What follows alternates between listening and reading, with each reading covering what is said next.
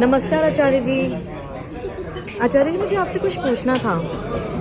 आचार्य जी, मुझे आपसे ये पूछना था कि एक लड़की को सक्षम बनने के लिए क्या करना चाहिए, और वो भी एक ऐसी सिचुएशन में जहाँ पे उसके वो सपने तो बहुत सजा के बैठती है अपनी शादी के बाद, परंतु उसको उतना सक्सेस मिल नहीं पाता और वो अर्निंग भी नहीं कर रही है, और उसे कहीं ना कहीं टॉन्ट्स भी मिल रहे हैं, सरकास्टिक कमेंट्स भी मिल रहे हैं, तो उसे इस सिचुएशन में क्या करना चाहिए? I think this is very important and relevant question. एक मैं इंसिडेंट बताना चाहूँगा।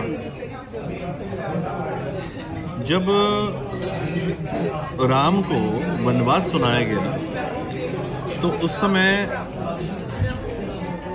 उनका राज्याभिषेक होने वाला था, राइट?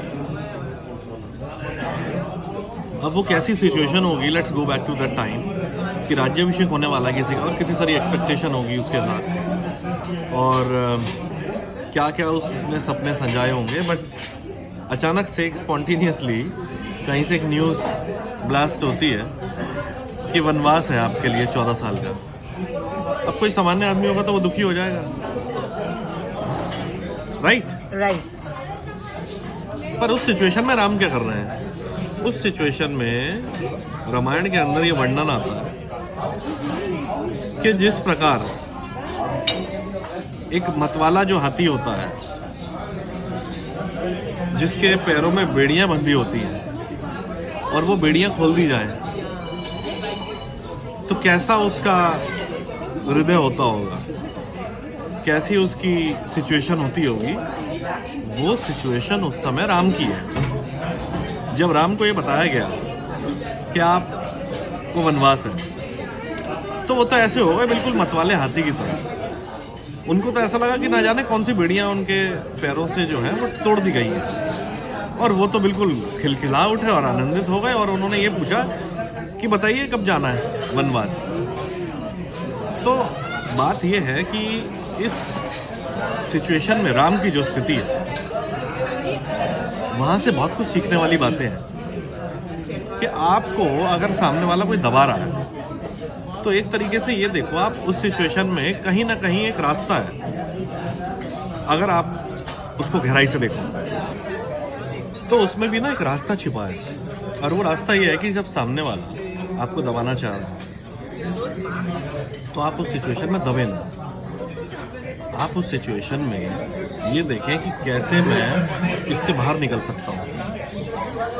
और अगर आप उसमें बहुत ध्यान से देखेंगे तो फॉर एग्जांपल एक गृहिणी जो स्त्री है जिसका विवाह हो गया, हो सकता है कि उसके परिवार वाले उसको दबाने के लिए ये कह सकते हैं कि तुम्हारे पास तो सारी फैसिलिटी हैं, तुम्हारे पास तो नौकर हैं, चाकर हैं, ड्राइवर हैं, जब तुम्हारे पास ये सब नहीं रहेगा तब तुम्हें कैसा लगेगा।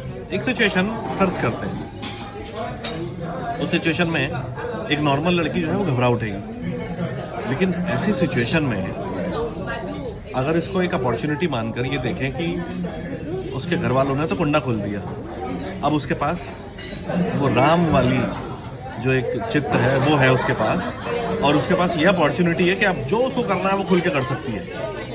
अब वो अपनी मर्जी की मालिक है, उसके पास कोई दबाव नहीं है, कोई प्रेशर नहीं है, किसी को साबित नहीं करना, किसी को प्रूव नहीं करना। Now she is totally free.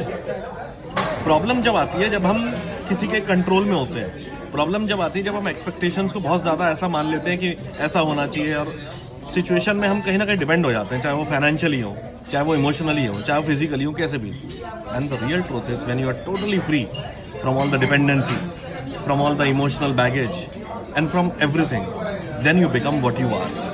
अपना जो इनर कॉन्शियसनेस है, जो अपना इनर टैलेंट है, इंसान को वो पकड़ना चाहिए।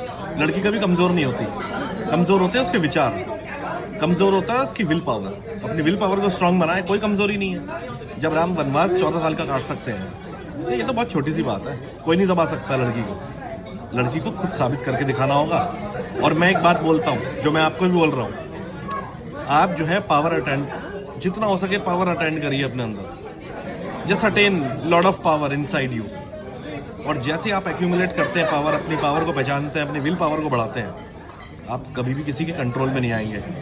जो कंट्रोल में आ रहा है इसका मतलब वो वीक आदमी है। जो स्ट्रांग पर्सनालिटी है वो कभी किसी कंट्रोल में नहीं आएगा, वो कंपैशनेट बीइंग होगा, सबकी चिंता करेगा, सबके बारे में अच्छा सोचेगा, लेकिन कभी अपने से कंप्रोमाइज़ नहीं करेगा। So never compromise with yourself, always remember. Is it okay?